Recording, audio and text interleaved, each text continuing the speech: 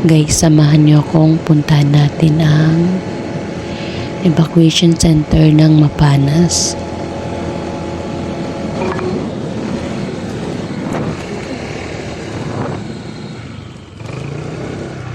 Guys, tingnan mo ako.